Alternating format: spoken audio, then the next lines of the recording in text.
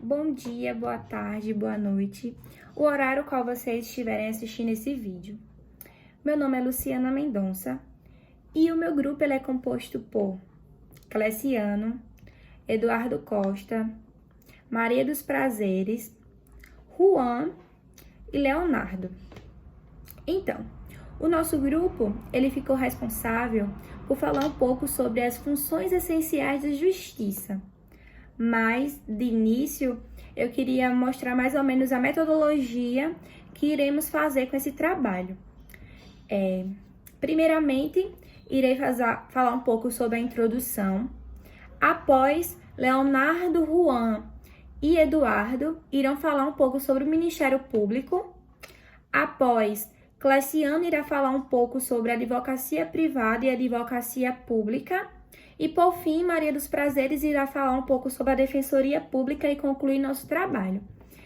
Com isso, acho que vale a pena ressaltar e falar um pouco sobre uma frase marcante, a qual me interessou muito quando eu vi, que fala que essas funções essenciais do direito, elas não são entrelaçadas com o judiciário, mas são essenciais para se fazer justiça.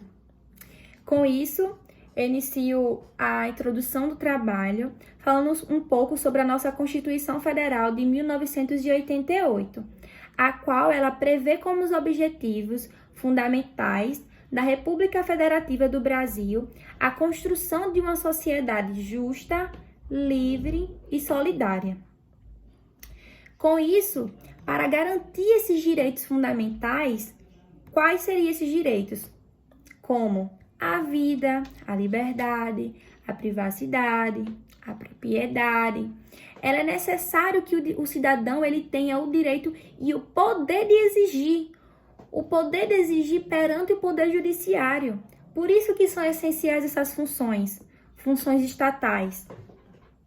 Dessa forma, foram criados mecanismos para ocasionar ou acionar o judiciário em caso de violação desses direitos e garantias.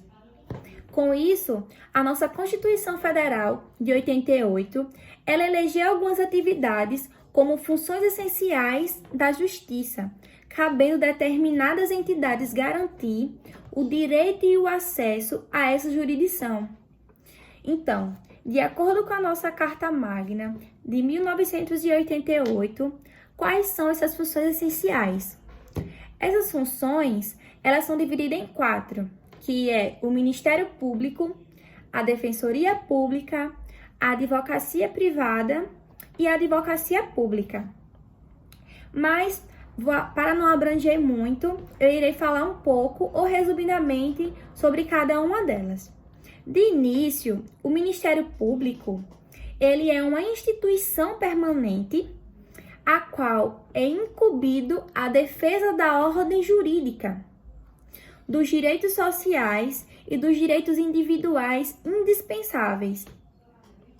indisponíveis.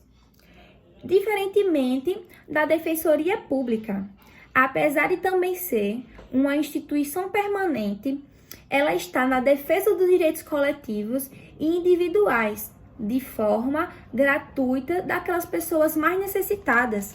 Então, aquelas pessoas que não têm uma garantia orçamentária de custear um advogado, a nossa Constituição,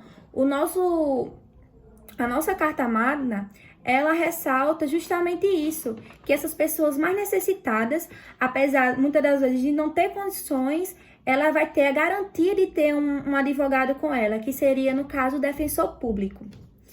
E também temos a Advocacia Pública, que também é uma instituição permanente que representa e assessora os interesses do Estado. Por exemplo, na questão da União, temos a AGU. Já nas questões estaduais, temos as Procuradorias Estaduais, que vale ressaltar que também temos o Procurador-Geral da União, que ele é nomeado pelo Presidente da República, e só podem ser pessoas acima de 35 anos e que ela tenha um notável saber jurídico e uma reputação ilibada. E por fim, e não menos importante, temos a advocacia pública, onde o advogado ele é essencial na administração da justiça. É através dele que é levada e é sanada várias coisas que as outras entidades não são capazes. E com isso, sendo invioláveis por seus atos de manifestações no exercício da sua profissão. Então, é isso. Essa seria mais ou menos a introdução. E Juan irá falar um pouco sobre o Ministério Público.